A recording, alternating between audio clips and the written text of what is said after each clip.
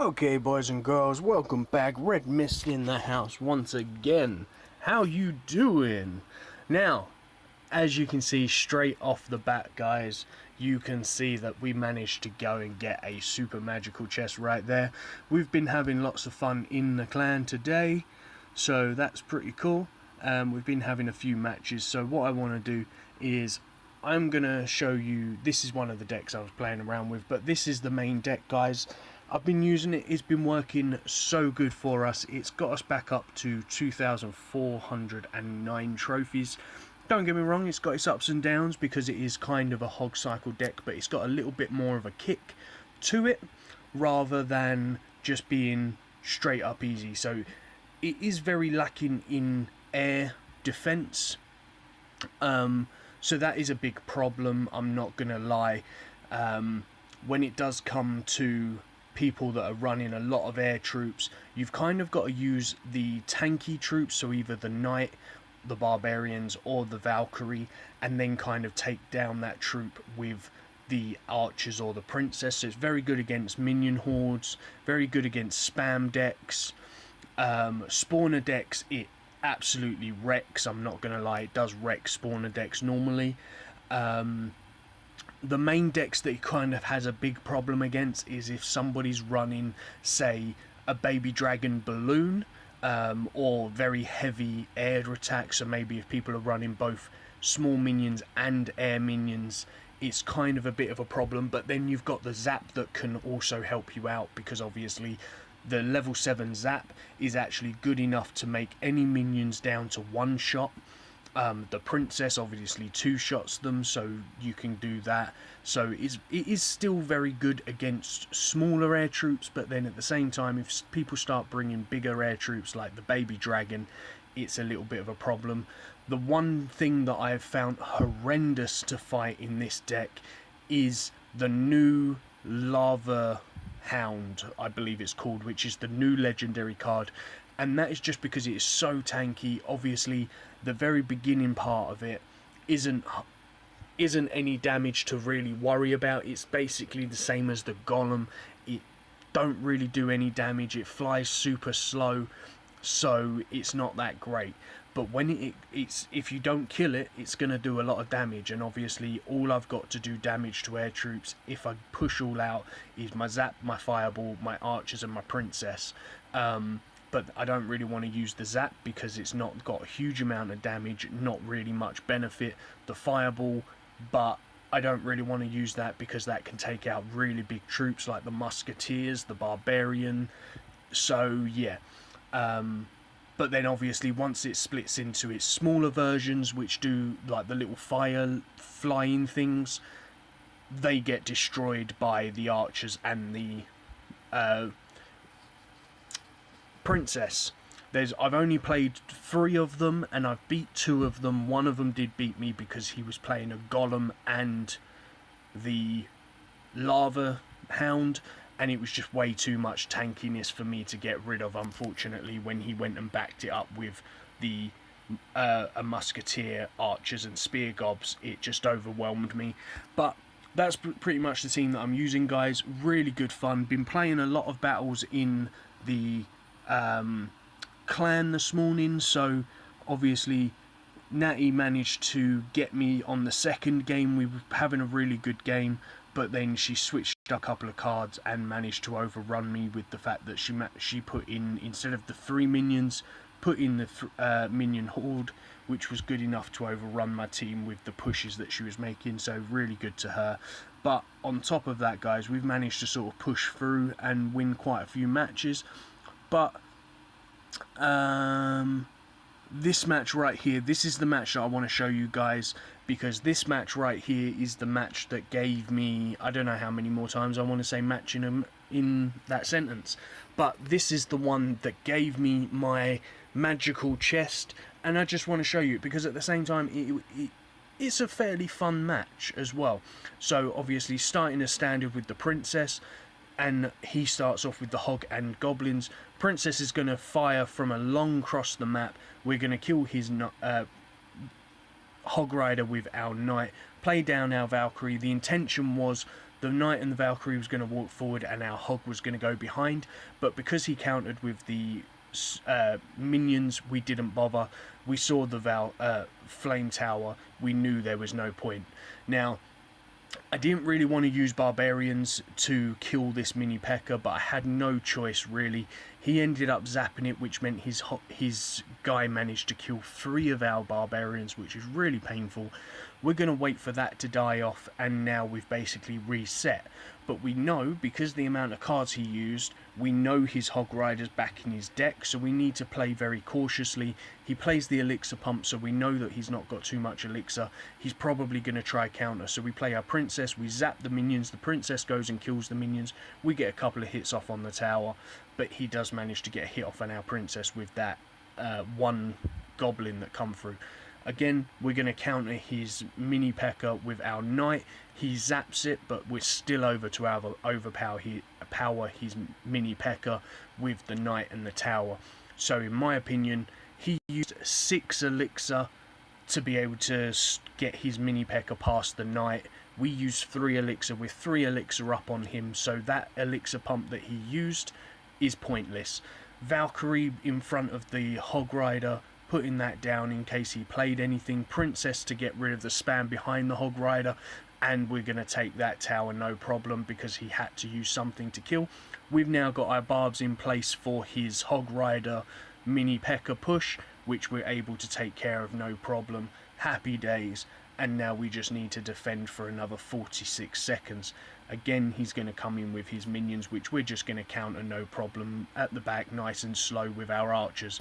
Now, we're not going to try to be too greedy because we know what he's got. We're going to play down our Valkyrie. The guys in front was already going to do a lot of damage. Valkyrie's going to take care of that, no problem. Princess to take care of the minion horde.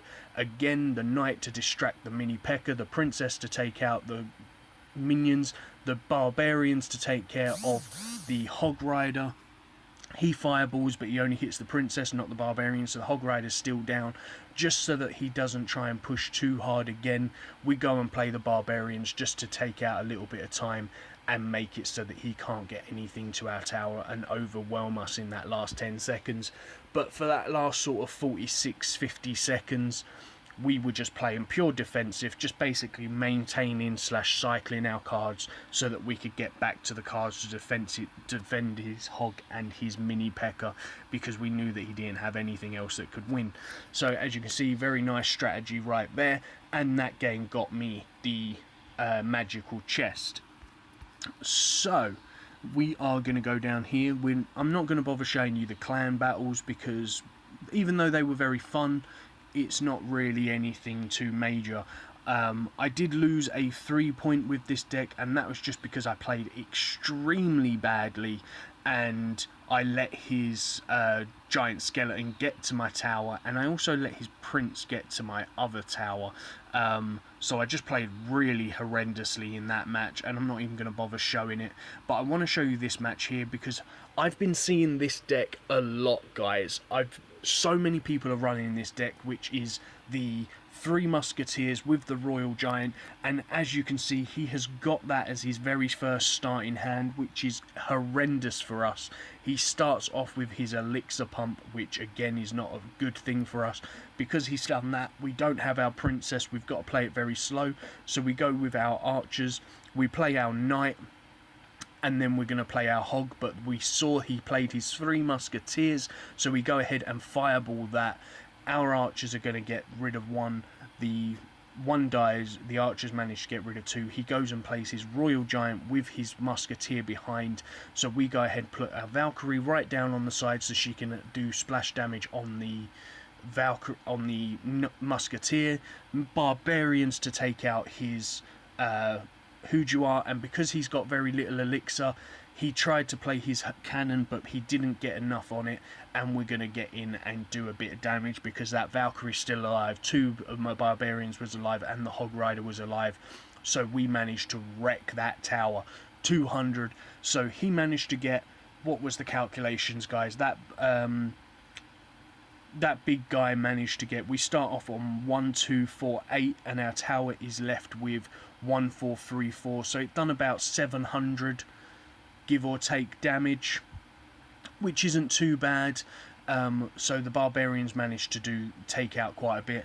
Obviously, Princess just quickly down on the bridge to take that shots on the thing. He tried to distract with the elixir pump, didn't work. Played down his barbarians, which we just fireball. Now, because we know what he's got, we've got to play very, very conservatively. So we put a knight down at the back. We go and put down our archers on the far right just to take out that elixir pump / move forward. We know his thingies are coming, so we put down the hog rider just to distract them long enough for us to get down our barbarians and take out his giant, and then we fireball these guys again. We've got the zap, so we're not really too worried, but we go ahead, we put down our Valkyrie. He plays his barbarians right at the perfect time, which is not a problem because we got the zap and we've left him with 2 barbarians that are 1 shots off the tower. So we played it very conservatively. We waited for him to push. We know what he's trying to push with. So we're keeping hold of our barbarians. We're keeping hold of our Valkyrie. We're trying to play the knight down in the right spots to distract people. So as you can see, once again, we just wait. We put down the princess to do a bit of tick damage on that elixir pump. We put down our knight for the very back. Valkyrie to go and do a bit of distraction damage over the side so that the thing's there. Fireball on the 3 musketeers, a zap on the whole lot. We've got the thing there and we just basically hold him off. We give him a little laugh. We were going to give him a thanks and stuff because of what he was running. We couldn't be asked. We just go and gave him a little laugh instead. So very fun. But what I'll do, guys, is I'll show you what this deck is doing. So obviously, from here, this was the last 2 matches I played. So with this particular deck, we've got a win, we've got a win, we've got a loss, we've got a win, we've got a win, a win, a win, a loss, a win, a win, a win, a loss, a loss, a loss, a loss, and a win. And then a loss, a win. So, you know, it's kind of, I want to say that it's more of like about a 65 to 70% ratio. It is fairly forgiving, but as you can see, near enough all of the matches that I play, it's very, very rare I play anything below a level 8. So I am always playing a level up.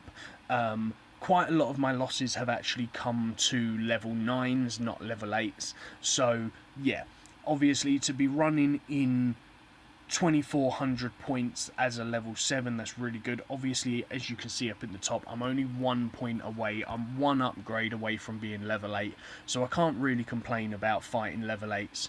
But obviously I'm fighting level 8s with the majority of cards that are they're normally running level 9 commons and level 6 or level 7 rares. So they do normally outrank me on cards, so it is still fairly interesting to fight.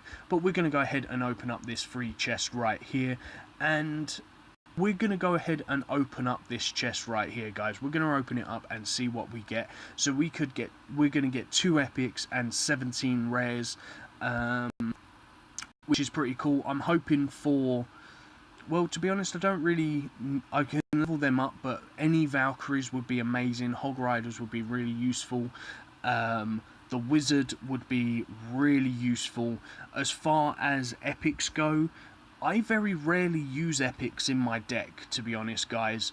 But as far as epics go, I would probably like to get some more of these knights over here. That would be probably the only epic I would really want to get, because they're the only epic I can really see myself using.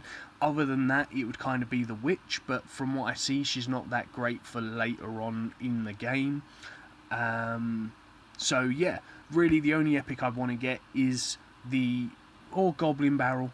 So yeah, you know, the Witch, Goblin Barrel, or Guards are probably the only ones that I want of epics. So let's go ahead and open up this, guys. We're just going to use those gems that we've got up in the top. So we got some Spear Goblins, that's pretty good.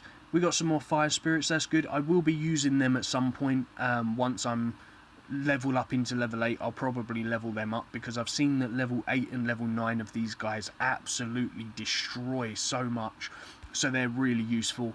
Cannon, we don't use them at all. Goblins we do use occasionally, so that's really good actually. I'm happy with that. Arrows, we never use arrows. I think they're useless. The furnace, now the furnace is pretty cool. I'm happy with the furnace, and that means we're going to get 3 mirrors. Again, I never used the mirror. I think I've used the mirror once in the game when I very first got it.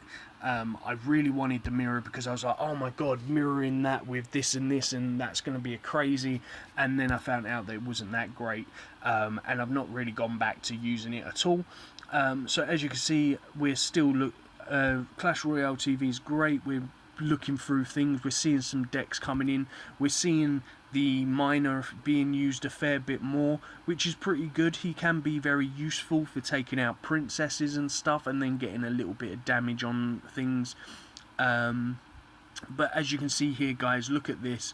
A level 6 fire spirits. They've not got much health, but each one of them does 126 damage, and there's 3 of them. That's like 372 damage that they do. That's like half of the health of a barbarian horde, so it's really good. It's guaranteed to kill minion hordes, gets rid of loads of spam. They're really good cards, guys. If you don't think they're any good, you're wrong. It's just a case of they need to be played very well. And as soon as this guy, now this guy is actually using a hog cycle deck. How much elixir is this guy? Now he's actually 7 elixir, so that's a lot of elixir, but he has a ton of health, and he's an air troop, so there's not much that can kill him. So let's go ahead and have a look at this match. We've actually got a hog cycle deck with the lava hound, and we've got a mini P.E.K.K.A. royal giant deck. So in my opinion, we're looking at the particular deck setup. The royal giant mini P.E.K.K.A. deck has got the big advantage here. Obviously, the lava hound is coming straight out of the bat. He's going to play his royal giant at the back, which isn't going to do anything for his lava hound. The only thing it's going to do is distract the troops in front. Now, he's gone ahead and played his minion horde and his cannon, the fireball to get rid of the minion horde. The lava hound's still going in, but it's took a lot of damage to that minion horde, but the tower's locked onto the minion horde, so the hog rider is going to get 2 hits in. The tower then does the damage on the thing. The lava are going in, and look at the damage once those little lava hound things got on that tower. Once that thing explodes and gets on that tower, the tower is done if you don't defend it straight away. I have a feeling that we're going to call this guy Bob at the bottom. I have a feeling that maybe Bob hasn't fought against a lava hound yet, and he didn't realise how much damage those little guys done once it exploded. So obviously he's gone ahead with the minion horde again, which is the perfect counter for these guys, but you need arrows rather than the whatchamacallit. So as you can see, those little fire things managed to tick onto the whatchamacallit and done loads of damage to that little elixir pump. Barbarians to counter the giant, standard defense, I guess. But as you can see, we're fighting here. He's kind of got to defend. He had a very early win, but he's kind of taken a back seat and trying to push quite a lot with that guy here. He needs to forget about the trying to defend this giant P.E.K.K.A. because obviously it's a mix between what's going on here. By doing that, he's completely negating his lava hound, which is obviously taking a lot of damage right there. The cannon is going to distract both lava hounds, so the tower is actually going to go ahead and start hitting one. Hog Rider's going in with those little lava fonts. He's wasted his arrows, he's wasted his zap, so now that second one is going to get in there. He's gone and put down his minions, and in the meantime he's managed to get a royal giant in over on the other side. and there we go. Now we've got a double royal giant. There's not much to defend. He's going to try and push in with his hog rider, which gets defended by a cannon. Zap for the thing, but it was way too late. The minion horde is the fireball is going to go ahead and take down the royal giant. He's going to take down the barbarians. The minion horde gets in on that tower and does the last little bit of work. Oh no, it wasn't. The elixir pump has a desperate defense for that there. The cannon has another desperate defense. So he played very well on the defensive, but he's got the fireball in his hand and it is game over. Oh wow, okay, his fireball's not leveled up enough. That's game over with the royal giant fireball combination. Fireball was 26 damage out of damage for that actual. So to be honest, I had a feeling that we're going to call Bob blue. I had a feeling that Bob was going to lose that because it didn't look like he had much to counter the lava guy or the lava hound. But as you can see, it is a very good card, but at the same time, if people don't leave you with elixir to defend it, you're gonna lose a lot of elixir. But in my opinion, that lava hound and the hog rider is a very good push because you let the lava hound take the damage from the tower. The hog rider goes in at the end, and then the lava hounds explode as well and take a lot of damage on them towers. It don't seem like much, but when this explodes, those 6 lava hound things that come out of it is the equivalent of the 3 minion horde guys. Now it doesn't seem much, but it's the equivalent of these guys getting on your tower. Now level 8 of these guys, if you leave them alone and they get on the tower, they're going to do some damage to your tower. I believe the 6 of them, they have, I can't remember what it is exactly, but I think they do something like 35 damage per hit. And considering that there's 6 of them, 35 damage per hit, you're talking like 180 to 200 damage per second that you leave those 6 on your tower. Now obviously the tower does one-shot them, but for the very first second you're going to receive like basically 200 damage, then 280, 250, 100, blah blah blah blah blah, going down until finally that 6th shot goes and they're done. But you're probably going to lose your tower before that tower even gets that 6th shot off. So you have to try and defend that guy, and that's what I was saying about my deck. It's not that great for defending that because, as I say, I've not got much air damage. But at the same time, if I see someone play that, I immediately put them under pressure because I was thinking that it was only 6 elixir that it cost. But news is it's actually 7 elixir, whereas the golem, I believe, is 8 elixir.